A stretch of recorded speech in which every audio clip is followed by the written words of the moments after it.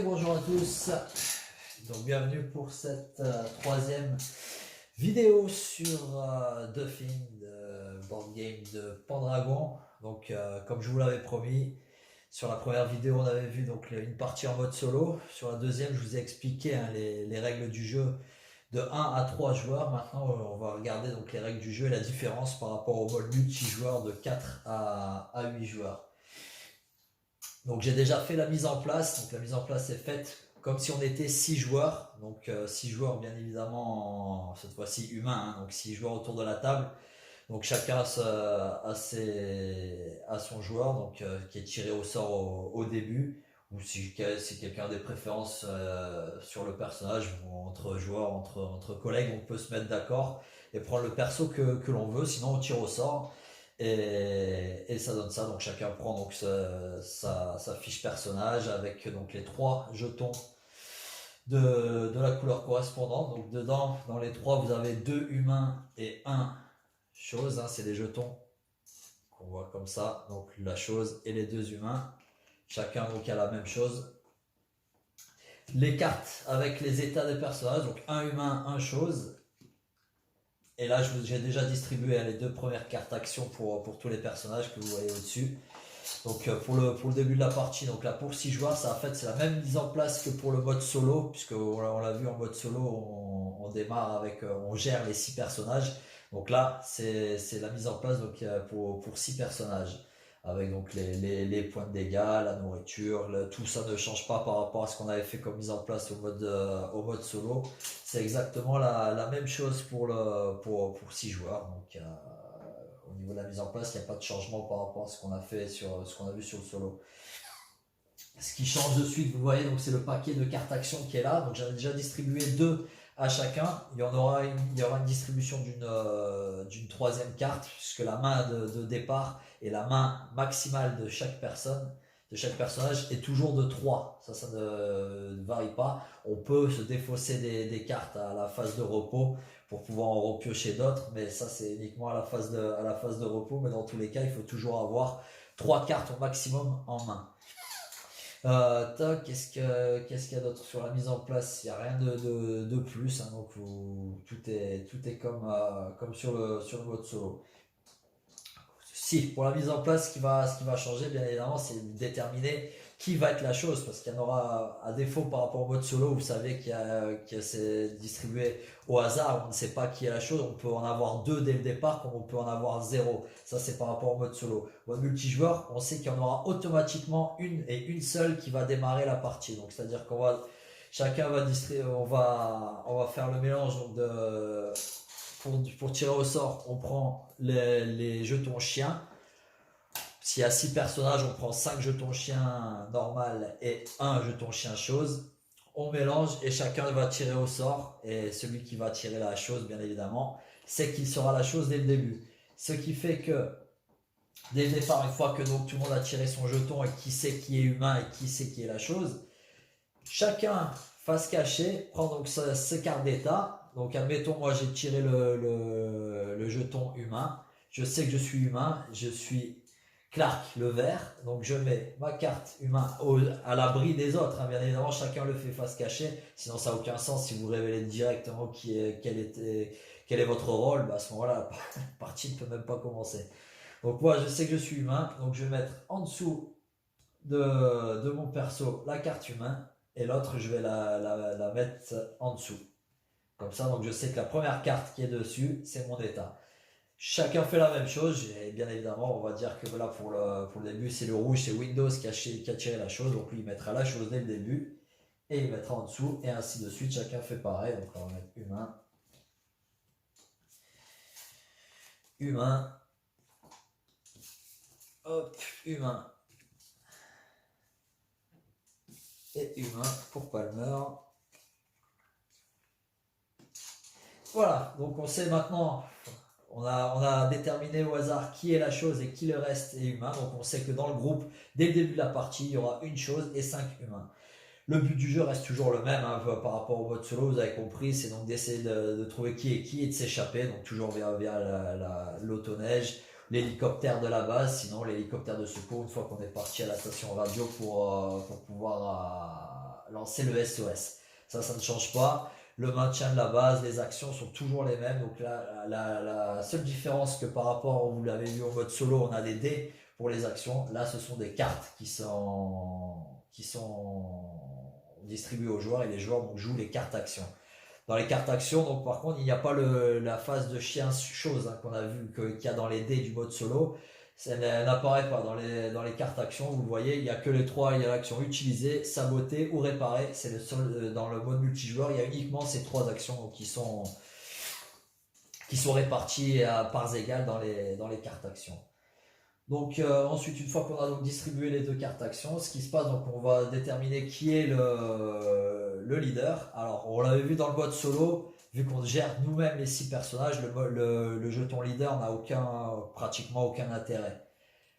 Si ce n'est juste pour rapport aux analyses de décider mais bon, dans le mode solo, ça perd un petit peu de sa valeur. En revanche, dans le mode multijoueur, ça a énormément d'importance à savoir qui va avoir le jeton de premier joueur, de leader.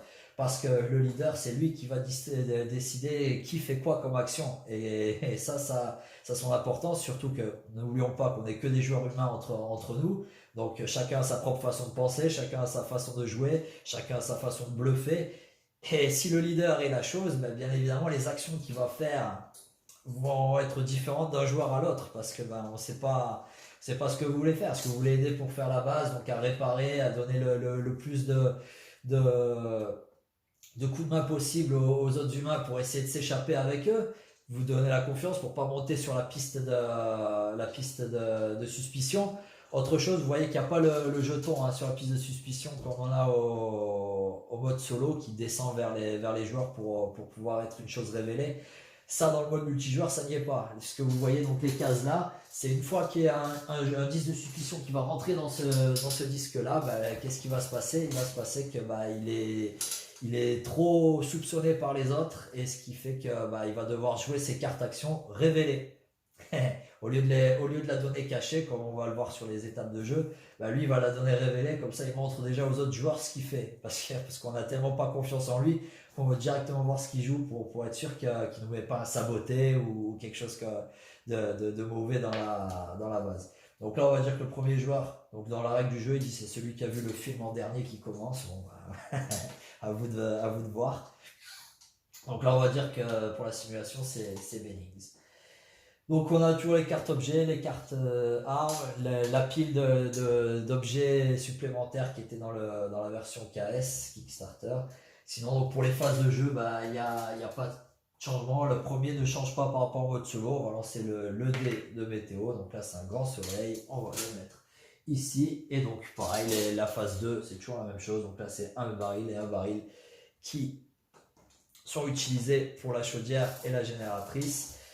Par rapport, donc j'ai vu vos questions, hein, ce qui avait été mis sur la vidéo des règles du mode solo, par rapport donc notamment à la génératrice et à la chaudière. Une fois qu'on arrive sur la phase de gel, bien évidemment en fait c'est en fonction de la météo hein, que vous voyez, ce sera marqué sur la ligne 3 là-bas, donc vous en fonction de la météo, une fois que la chaudière est KO, qu'elle est plus réparable, on avance le pion froid de case en case jusqu'à arriver là, et là c'est game over pour les humains, et c'est au contraire tout bonus, c'est une victoire pour les personnages qui étaient choses. L'intérêt aussi d'incendier, donc je ne l'avais pas trop détaillé dans la première vidéo des règles. En fait c'est ça, c'est l'intérêt il est là. Si jamais il n'y a plus la chaudière et qu'on a commencé à avancer, donc admettons qu'on en est là sur la phase du gel, parce que la chaudière est KO, si vous incendiez une pièce, quelle que soit laquelle, donc celle dans laquelle vous êtes, vous remettez directement le compteur ici à 0, parce que vous créez de la chaleur. C'est ça le but en fait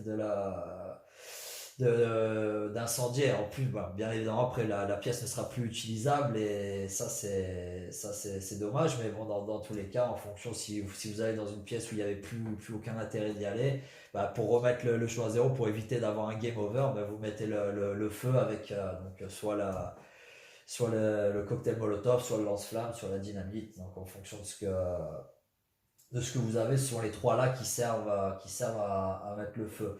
Dans la vidéo des règles par rapport aux armes aussi, je vous avais pas trop expliqué, mais en fait les armes à feu sont utiles pour éviter la rencontre et les tests d'infection. Dans le mode solo, c'est ça en fait, ça empêche pas le disque de suspicion de monter parce que bah, forcément vous êtes retrouvés dans la même pièce, donc vous êtes quand même soupçonné que ce soit en solo ou en multijoueur, mais vous échangez pas les disques comme on va le voir là dans les modes multijoueurs. Et si vous êtes avec un chien, vous tirez pas le disque le jeton d'infection. Ça, c'est parce que vous avez une arme, que ce soit une arme blanche ou une arme à feu, ça vous évite de tirer un disque d'infection, donc les tests d'infection. Donc on va voir, donc phase 1 et 2, exactement les mêmes, le DBTO, on bouge les barils, s'il y avait le SOS, on avance pour le... Donc exactement comme le mode solo, pour les deux premières phases, ça ne change pas. La phase alien, donc ce sera, bon, une fois que la phase est dévoilée, ça change par rapport à l'ordre, par rapport aux actions des personnages, donc vous voyez, donc on va déplacer les personnages, ensuite ce sera à l'alien de jouer. Donc dans les actions des personnages, là ça change. Donc là normalement donc là on en est à la période de déplacement. Donc chacun va se déplacer où chaque joueur décide de le faire. Hein. Donc là on va faire au hasard. Ici, donc là la phase de déplacement ne change pas. Il n'y a pas d'alien dévoilé, donc on ne bouge pas. Donc là on passe aux phases d'action. Donc phase d'action, qu'est-ce qu'on fait? Là on prend le paquet d'action. Donc déjà on va donner la troisième carte à chacun. Et la première carte du dessus va être mise sur le tas au hasard, donc sur le tas d'action. Ça a son importance parce que la première carte, c'est une carte aléatoire. Comme après le leader va mélanger toutes les cartes action, donc chacun va devoir donner une carte action à jouer. Donc chaque personnage, on prend une carte de chaque personnage qui décide bien évidemment laquelle donne, puisque là elles sont face cachée parce que c'est moi qui joue, mais si j'étais par exemple Clark, bah, j'ai ces cartes là et moi je décide, bah tiens je vais décider de mettre un utilisé, donc face cachée je donne les cartes, chaque joueur donne sa carte au leader, donc on est 6 joueurs, donc on doit se retrouver normalement avec 7 cartes, une carte par joueur plus la carte prise au hasard dès le début, 1, 2, 3, 4, 5, 6, 7, c'est bien ça. Le leader prend ça, va mélanger, histoire qu'on ne sache pas dans quel ordre les cartes ont été données, donc pour pas qu'on tire pour voir directement qui a joué quoi et quelle était la carte qui était sur le dessus, qui était au hasard.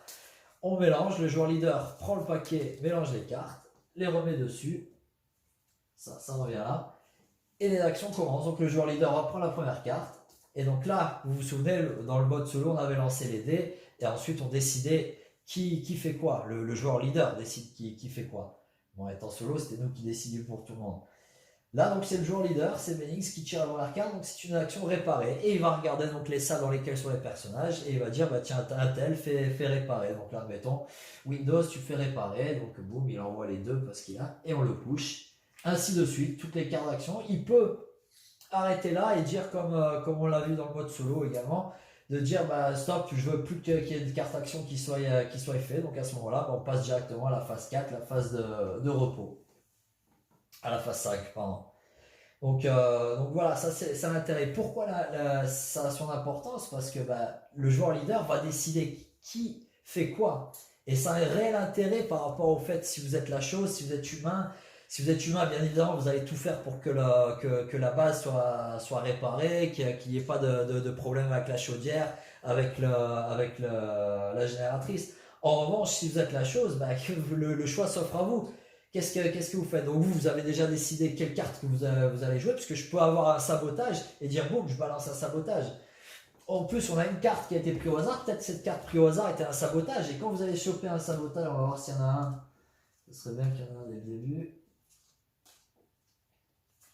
Ah bah là, tout le monde a joué du vert, bah c'est cool. Mais s'il y avait une carte sabotage, bah à ce moment-là, on ne sait pas si c'est un joueur qui l'a joué ou si c'était la carte qui était prise au hasard. Et là, le fait que vous pouvez quand même un petit peu communiquer autour de la table, bah, les suspicions vont commencer à avoir, et surtout dans la phase de repos, on va voir l'importance de la phase de repos en mode multi, parce que bah, là, elle a vraiment un intérêt capital. C'est ce qui va faire tout l'attrait du jeu qu'on perd dans le mode solo et qu'on va avoir là, c'est que bon voilà. Tout le monde a joué ses actions, boum, on est reparti. Donc là, on part à la phase de repos. Et là, la phase de repos a un vrai intérêt. Donc là, toutes les cartes ont été là, ensuite ont été utilisées, elles sont défaussées. Voilà, ça c'est ce qui est fait, c'est défaussé. Une fois que tout a été joué, ou si des cartes n'ont pas été révélées parce que le leader ne voulait pas, ben c'est défaussé quand même à la fin. Donc là, on se retrouve avec 2 et après, au moment donc, du prochain tour, on va piocher la première carte. Là, la phase de repos, s'il y en a qui ne voulaient pas avoir ces cartes, admettons j'avais 2 sabotés, je veux pas, je peux décider de me les défausser et je pourrais repiocher 3 cartes au moment du prochain tour.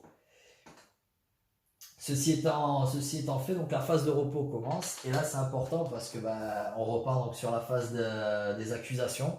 Donc chacun, la différence donc du solo où là on pourrait faire les analyses, on peut faire les analyses, mais là chacun va d'abord dire toi je te sens pas, j'ai l'impression que t'as fait des trucs pas nets, je suis sûr que t'as donné un sabotage, je sais pas. Donc chaque joueur va désigner un autre. Et celui qui a le plus de voix contre lui voit son disque de suspicion augmenter. Donc ça, c'est quelque chose de fort parce que les autres personnages, voilà, entre vous, vous allez pouvoir déjà commencer à pointer du doigt quelqu'un qui va commencer à monter sur la piste de suspicion jusqu'à arriver à l'endroit où il y a un œil, où il va devoir jouer ses cartes révélées. Et ça, c'est pour lui, si c'est la chose d'entrée, vous allez la forcer peut-être petit à petit à tout simplement se dévoiler et jouer comme chose dévoilée parce que il se sent piégé, parce qu'il peut pas jouer ses cartes normalement comme il le voudrait parce qu'il est soupçonné et que les autres vont voir tout ce qu'il fait. Donc ça peut le forcer à se dévoiler. Et tout comme les analyses vont être faites, donc ça en revanche ça revient au même, les analyses sont les mêmes. Donc si vous avez le lance-flamme avec la bobine de fer, vous pouvez faire le test B. Si vous avez une poche de sang valide, vous pouvez faire le test A. Le leader décidera bien évidemment à qui sera fait le test sanguin. Et celui qui a le lance-flamme en revanche décide à qui il fait le test. C'est lui qui prend la décision puisqu'il il est allé chercher quand même le lance-flamme et la bobine de fer, ce qui n'est pas une chose simple à faire.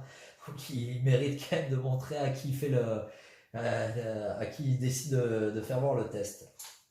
Donc vous voyez, le leader a quand même un vrai impact.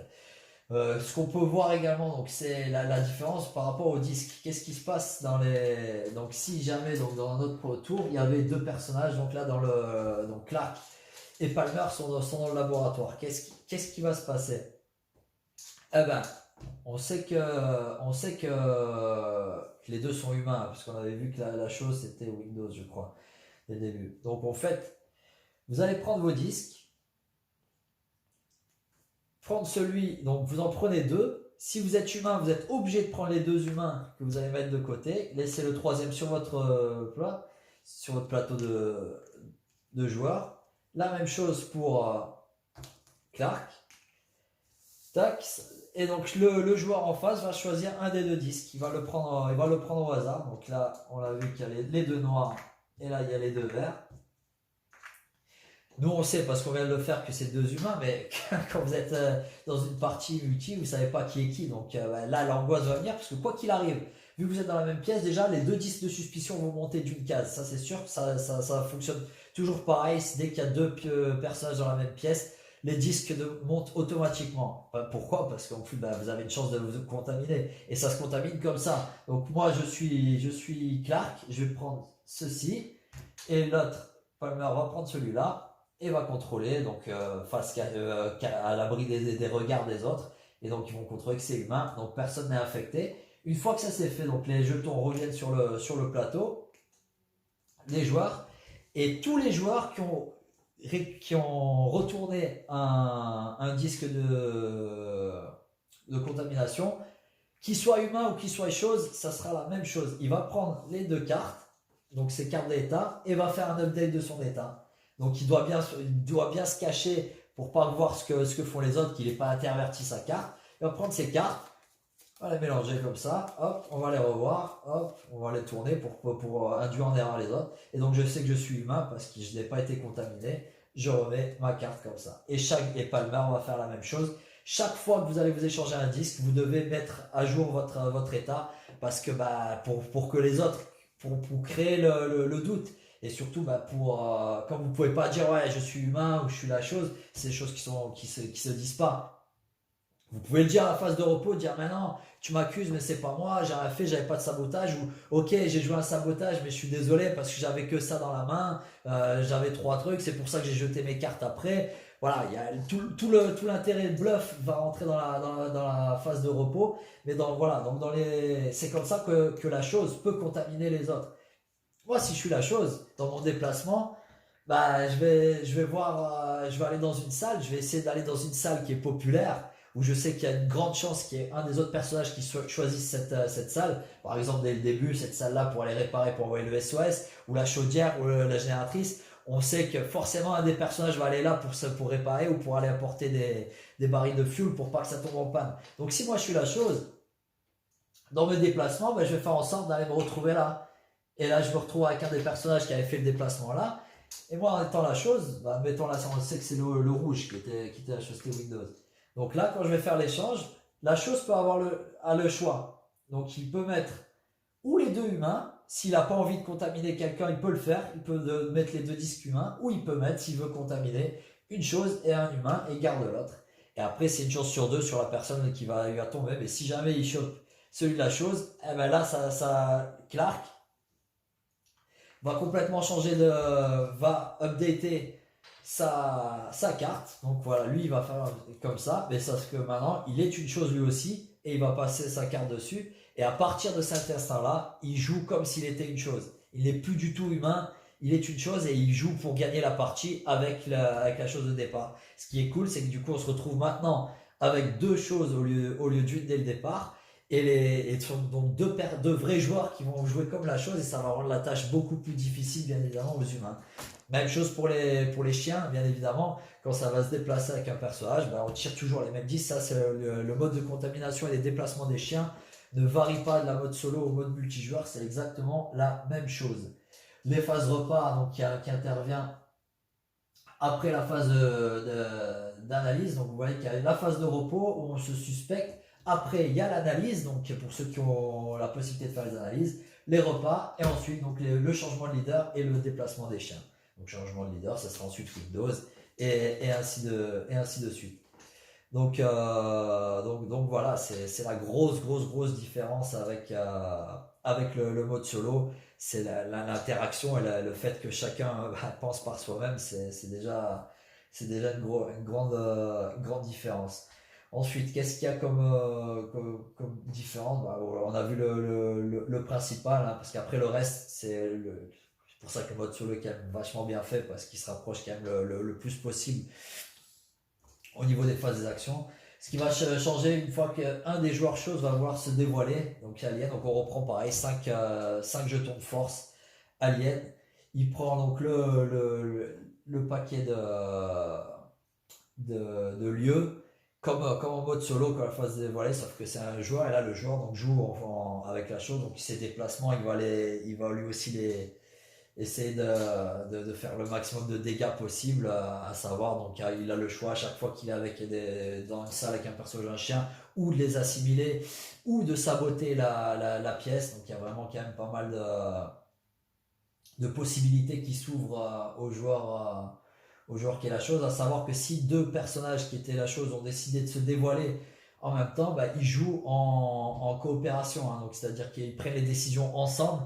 Il n'y a pas un joueur, je prends cette chose-là avec une puissance de 2 et moi je prends une puissance de 3. Non, c'est les deux vont jouer en symbiose, donc en coopération pour décider qu'est-ce qu'ils vont faire, s'ils sabotent, s'ils assimilent pour les déplacements. Voilà, tout se passe en coopération.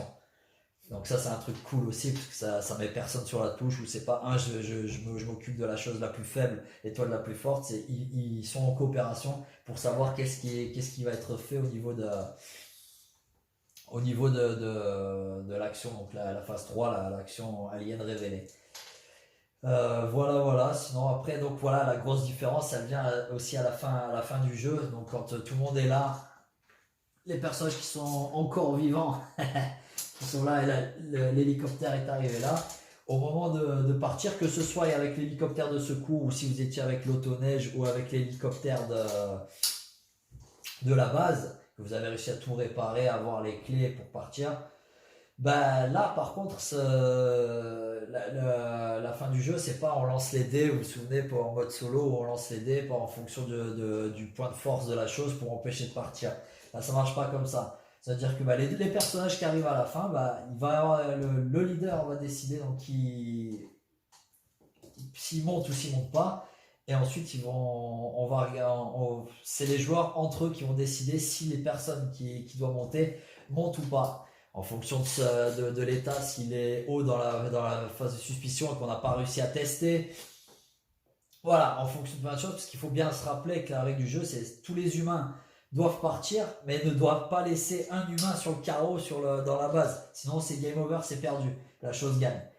Et bien évidemment, si une des choses arrive à s'évader avec les humains, bah, la chose gagne également. Mais bon, la difficulté en plus pour les humains, c'est que, ok, tout le monde peut partir, faire attention qu'il n'y ait pas de choses dans l'hélicoptère, mais si vous décidez d'en laisser un sur le flanc, par exemple, voilà, on est trois, Bennings est monté, il révèle, quand vous montez dans l'hélicoptère, bah, vous révélez votre carte. Donc là, Benning, c'est l'orange, il est monté, il révèle sa carte, il est humain, donc c'est ok. Ensuite, il va regarder, donc le deuxième à monter dans l'ordre, c'est Palmer. Il va dire quoi, Palmer? Bah, il dit ouais, Palmer, je te sens pas, je te laisse là, je veux pas que tu montes. Palmer bah, n'a rien à faire, il reste là, il monte pas. Ensuite, il dit ouais, ça arrive donc à Norris. Ouais, Norris, c'est bon, je te sens, tu peux monter. Paf, Norris va montrer, c'est un humain, c'est ok. Les deux sont montés, l'autre est resté dehors. Bah, ils décident donc de partir, donc ils s'en vont. Et donc là, on va révéler le niveau de Palmer. Palmer était humain, c'est perdu. La partie est perdue parce qu'il était humain. Si ça avait été une chose, bah, ça avait été gagné parce que les deux qui sont partis sont humains. Le dernier qui restait là-bas était une chose, les humains ont gagné. Mais là, comme ils ont laissé un humain dans la base, c'est game over pour les humains. Donc voilà comment se termine une partie en mode multijoueur. Donc là encore une fois, le fait de décider, parce qu'une fois qu'ils sont deux, bah, vous vous mettez l'importance du joueur leader, c'est là, c'est que lui il monte en premier et il décide. Si vous êtes arrivé au moment où c'est le leader qui est la chose, bah, vous êtes déjà sûr, vous êtes perdu parce qu'il va monter dans l'hélicoptère et lui personne ne peut l'empêcher puisqu'il était leader, c'est lui qui décide, c'est à son tour. Tout l'intérêt du jeton leader vraiment a vraiment une importance mais capitale, à bien faire attention quand ça va être au moment de tourner, en fonction de la piste de suspicion, de savoir quelqu'un que vous n'avez pas testé encore. Donc c'est pour ça la partie va être super intéressante parce qu'il va falloir tester au maximum, essayer de se débrouiller, d'aller trouver de réparer, de trouver les clés, de façon à vous laisser du temps aussi pour pouvoir tester tout le monde parce que bah, l'intérêt il est là. Il faut débusquer absolument la chose parce que bah, sinon bah, au moment de la partie, au moment du départ, tout le monde peut s'en tirer. Hein, il peut se trouver que les 6 ont tous combiné pour que tout se passe bien, que tout soit réparé, que le SOS ou que tout le monde ait trouvé les clés de ça. Mais au moment du départ, bah, vous n'êtes pas avancé parce que vous avez testé personne. Et donc bah, vous savez que dans tous les cas, il y en a un qui est une chose dès le début. Donc bah, que faire? Si vous ne l'avez pas testé avant, bah, c'est au pif parce que vous allez dire ouais non, toi je te sens pas. Et si jamais bah, vous avez tort, c'était un humain, bah, vous avez perdu. Donc voilà la grosse différence. Donc c'est vraiment cool. Ce jeu est juste une tuerie totale. J'ai vraiment vraiment hâte de pouvoir faire une partie multijoueur parce que je l'ai pas fait encore. J'ai juste fait solo, mais une fois que j'arriverai à débusquer des joueurs partants pour le faire, bien évidemment, quand vous allez lancer une partie multijoueur, il est très très très important que tout le monde connaisse les règles. Et ça, c'est un point fort parce que vous ne pouvez pas vous permettre en pleine partie de dire attends, si je suis la chose, qu'est-ce que je peux faire? Et non, ça marche pas parce que là, la partie s'arrête automatiquement. Ben, il n'y a plus d'intérêt puisque vous savez, le mec s'est cramé. Donc c'est pas bon. Donc il faut connaître les règles et ça demande un peu de temps, mais une fois que vous les connaissiez, bah après c'est juste du pur plaisir parce que le jeu est vraiment vraiment vraiment super bien fait. Il est vraiment top. Vraiment, j'ai rien à dire que ce soit en mode solo. Le fait que quelqu'un m'a demandé si je le conseillais ou pas le mode solo. Bien sûr, je conseille ce jeu dans tous les cas. Voilà, c'est juste approuvé par A plus B pour les mordus du film. pour les mordus du film, bien évidemment, ce jeu est juste exceptionnel, hein, que vous allez vous régaler quoi qu'il arrive, ça c'est sûr. Voilà, je pense ne rien avoir oublié, hein, la différence entre contrôle solo et multijoueur. N'hésitez pas à me dire en commentaire, hein, s'il y a quelque chose, des questions, des doutes sur lesquels je peux vous répondre, bien évidemment.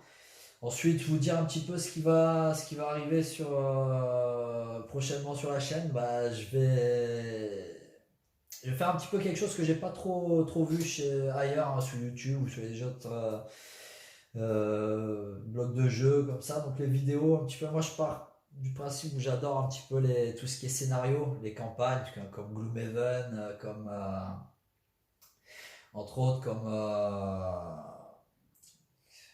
qu'est-ce qu'il y a d'autre encore? Tainted Grail, Gloomhaven. Après, j'ai beaucoup de jeux un petit peu dans le horreur, un petit peu comme ça, avec notamment Nemesis que je kiffe de ouf, où c'est vraiment la reproduction même d'Alien, hein. Pour moi, le concept d'Alien a été repris avec Nemesis et c'est juste une tuerie totale. Je vous montrerai ça pour ceux qui connaissent pas. Et puis voilà, donc je vais partir sur des campagnes un petit peu Gloomhaven, sur Tainted Grail, et puis si ça vous plaît, la façon dont c'est présenté, ben on pourra continuer comme ça. J'ai du Horror Arkham JCE, voilà, il y a plein de choses que j'ai envie de faire. Je filmerai les parties, je vous les mettrai, puis si ça vous dit de continuer comme ça, ben vous me le dites. La prochaine que je vais faire en tout cas, j'ai envie de vous montrer le mode solo de Star Wars Rebellion, qui est un jeu pour partir de deux personnes normalement, mais quelqu'un a inventé des règles et qu'il a mis sur Board Game Geek en mode solo sur Star Wars Rebellion. Je l'ai testé, j'en ai fait plusieurs parties, j'ai juste adoré, c'est génial. Je vais vous montrer, j'ai trouvé qu'en anglais sur YouTube, j'ai pas trouvé de vidéo en français de ça, ou alors ouais, j'ai pas trop bien cherché. Mais ouais, j'ai trouvé qu'en anglais. Donc ce que je vais faire, bah, la prochaine partie, je vais vous faire du Star Wars Rebellion. Donc on s'attaquera à un autre culte du cinéma, dans un autre genre. Mais ouais, vous allez voir, Star Wars Rebellion en solo, c'est aussi fun. Bon, c'est autre chose, encore différent que quand vous êtes avec deux, c'est comme The Thing. Mais j'ai pris énormément de plaisir, aussi bien en mode solo qu'en multijoueur avec Star Wars Rebellion. Donc voilà, je vais vous faire ça en mode solo et je vais vous montrer un petit peu la vidéo. Vous me direz ce que vous en pensez. Et puis donc ensuite, j'attaquerai, je pense, je vous ferai une de Nemesis ensuite. Parce qu'on me l'avait demandé, c'est juste une tuerie. On attaquera, on continuera dans les thèmes de films cultes. Après The Thing, après Star Wars, on attaquera avec Alien. Ça va être une tuerie. Donc voilà, on se retrouve très bientôt et très vite avec Star Wars Rebellion. Donc, et puis si vous avez des commentaires à faire, des questions, n'hésitez pas, avec grand plaisir.